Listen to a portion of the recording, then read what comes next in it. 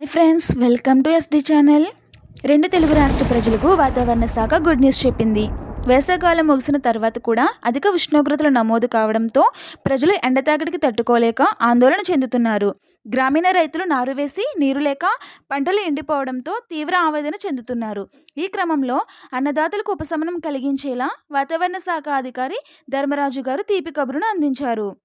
నైరుతి రుతుపవనాల ప్రభావంతో కోస్తా ఆంధ్రాలోని పలు ప్రాంతాలలో భారీ నుండి అతి భారీ వర్షాలు రానున్నాయని తెలిపారు.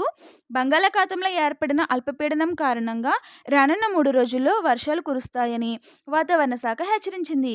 తెలంగాణలో ఇప్పటికీ వర్షం బీభత్సం సృష్టించగా హైదరాబాద్ నగర రోడ్లు జలమయం అవడంతో ప్రజలు అసౌకర్యానికి గురి అవుతున్నారు. రానున్న 24 గంటల్లో దక్షిణ కోస్తా, పల్నాడు, రాయలసీమ, ఉత్తర కోస్తా జిల్లాలలో భారీ నుండి అతి భారీ వర్షాలు మొదలవుతున్నాయి. ముఖ్యంగా చిత్తూరు, అన్నమయ్య, కడప, కర్నూలు జిల్లాలలో పిడుగులు, ఉరుములు, ఎదురుగాలులతో పెద్ద ఎత్తున వర్షాలు పడే అవకాశం ఉందని ప్రజలు అప్రమత్తంగా ఉండి తగిన జాగ్రత్తలు తీసుకోవాలని వాతావరణ శాఖ హెచ్చరిక జారీ చేసింది.